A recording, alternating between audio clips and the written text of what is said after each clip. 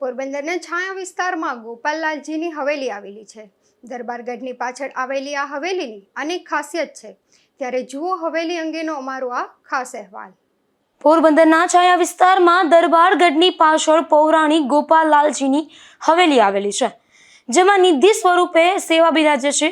આ સેવા પ્રકારમાં પ્રભુ શ્રી ગોપાલલાલ, પ્રભુ શ્રી ગોપેન્દ્રલાલ અને પ્રભુ શ્રી જમનેશ મહાપ્રભુજી એમ ત્રણેય સ્વરૂપના પાદુકાજી બિરાજે છે।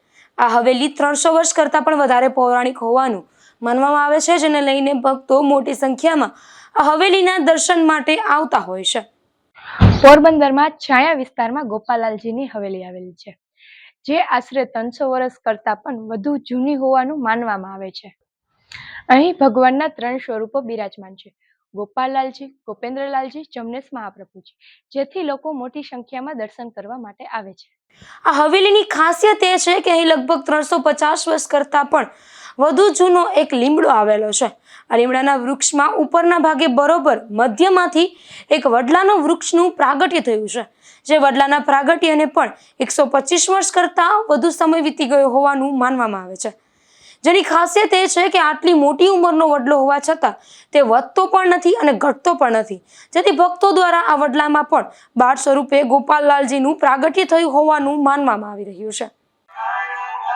આ હવેલીની વિશેષતા એ છે કે આ હવેલીની અંદર પ્રાચીન 300 વર્ષ કરતાં પણ વધુ જૂનો લીમડો આવેલો છે, કે જેમાં બાળ સ્વરૂપે વડલાના સ્વરૂપે ગોપાલલાલજી બિરાજમાન છે। આ વડલાને બાળ સ્વરૂપ એટલે માનવામાં આવે છે કે આ વડલાના પ્રાગટ્યને 125 વર્ષ થયા છે। તેમ છતાં પણ આ વડલો વધતો પણ નથી અને ઘટતો પણ નથી, તેથી તેને બાળ સ્વરૂપ માનવામાં આવે છે।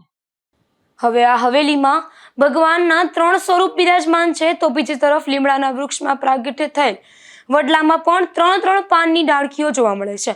જ્યારે આ વડલામાં બાળ સ્વરૂપે ગોપાલલાલજી બિરાજમાન હોવાની ભક્તોની માન્યતા પ્રબળ બની રહી છે।